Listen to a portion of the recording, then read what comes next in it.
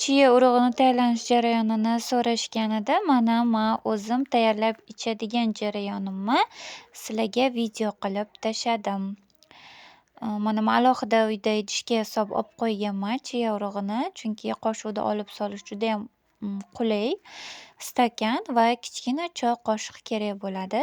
Bitta iste'mol uchun 3 qoshiq solamiz va qaynoq bo'lmagan va muzdek bo'lmagan iliq suv solinadi.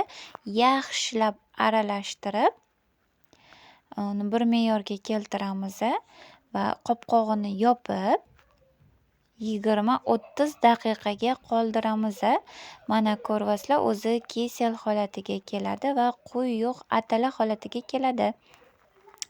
Bunga shunday iste'mol qilmasdan sut yoki qatiq, yogurt solsanglar bo'ladi. Men har doim qulupnayli ili shokoladli sut solaman, chunki mazasi judayam yoqimli bo'ladi. Xohlasanglar ichiga meva to'g'rab savorsanglar ham bo'ladi. Men banan soldim. Yarim tagini bananni to'g'rab sovordim. Yaxshi ko'rgan mevalarni to'g'rab solsanglar ham yoki shundoq birga iste'mol qilsanglar ham bo'ladi. Mana ko'rinishini o'zi ishtaha ochar ko'rinadi. Buni hech qanaqa ta'mi yo'q. O'shaning uchun ta'm berish va maza berish uchun o'zinglar xohlagancha narsa solib iste'mol qilsanglar bo'ladi.